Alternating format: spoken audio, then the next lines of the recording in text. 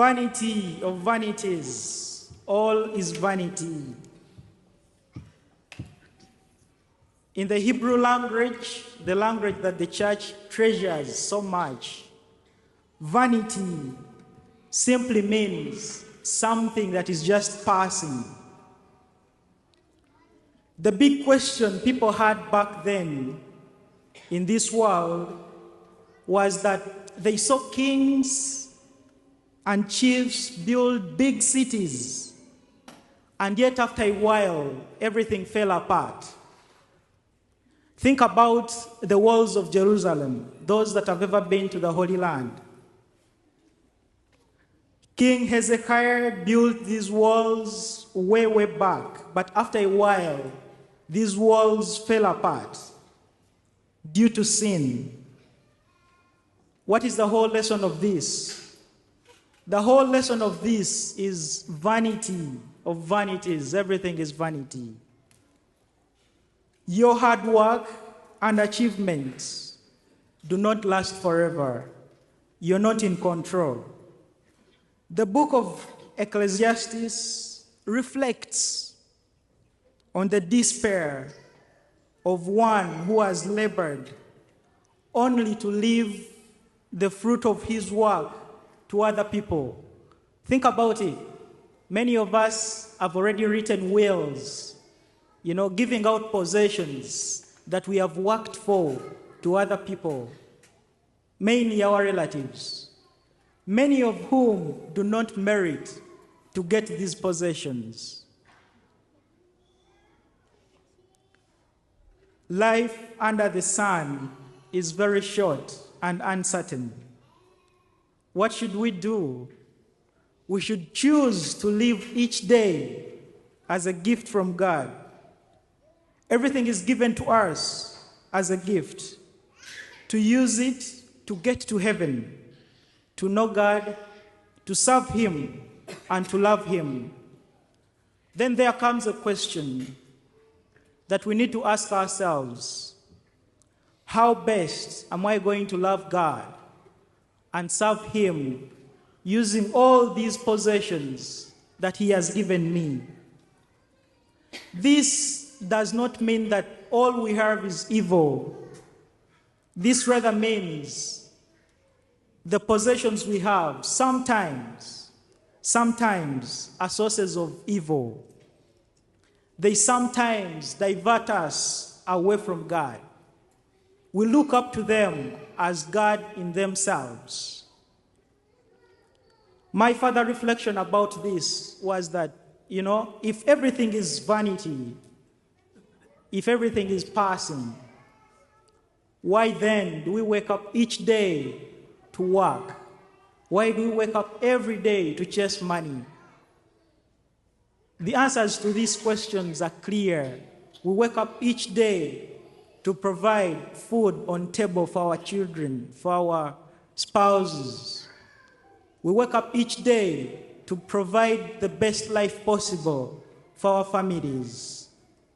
We wake up each day to take our children to the best schools possible. And this is all good and encouraged by the church. But talking about work, Pope John Paul II goes further to give us the social dimension of work. We do not only work for ourselves, we work for other people beyond ourselves as well, beyond our children, beyond our families. That is the social aspect of work. And speaking about work, the truth of the matter is, many of us are blessed more than others from the work of our hands.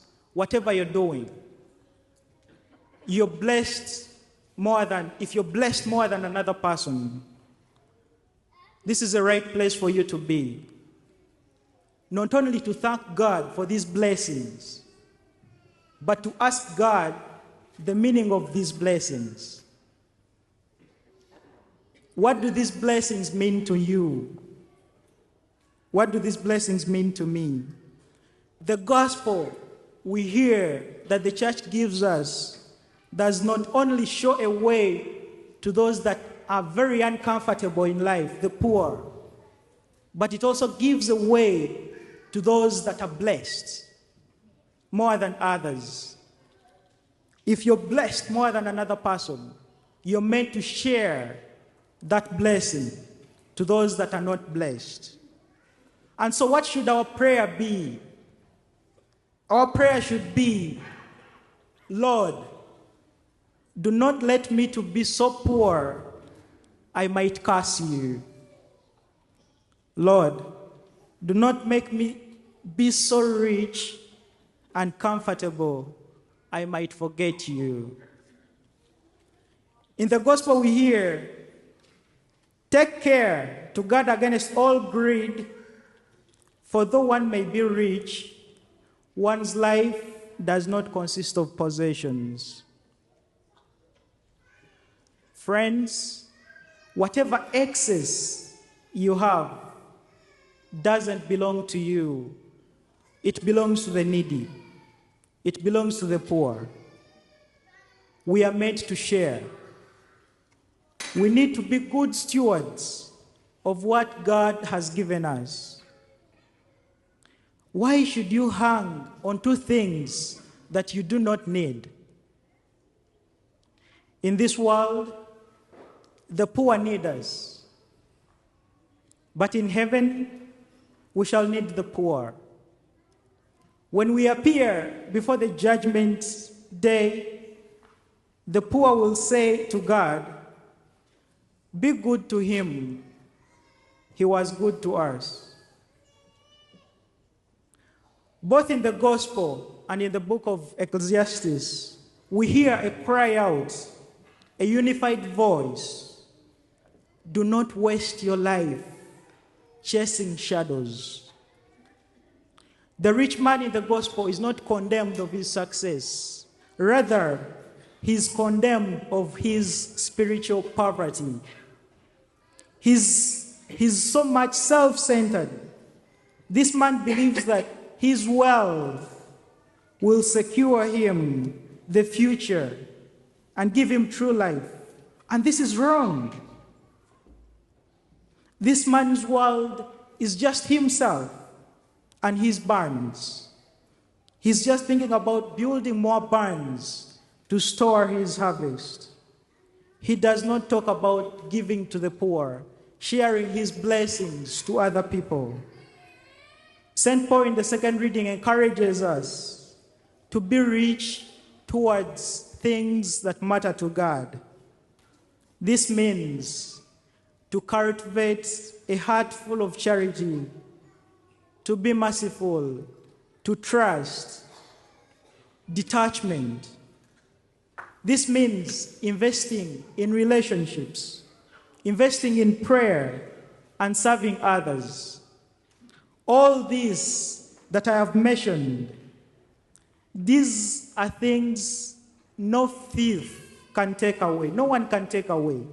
Not even death can take away. If in your life you build relationships, prayerful life, serving others, detachment, trust, mercy, a heart full of charity, even when you die, these will remain. There is one Buddhist monk that once said, people were created to be loved, and things were created to be used. But the reason as to why the world is in such chaos today is because things are being loved and people are being used. It is the other way around. So, dear friends, what are you building today?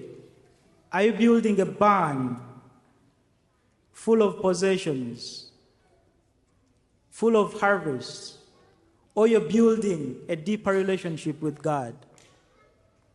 Is your legacy measured in assets or in love towards others? Are you working only to what disappears, to what perishes, or you're working towards what endures?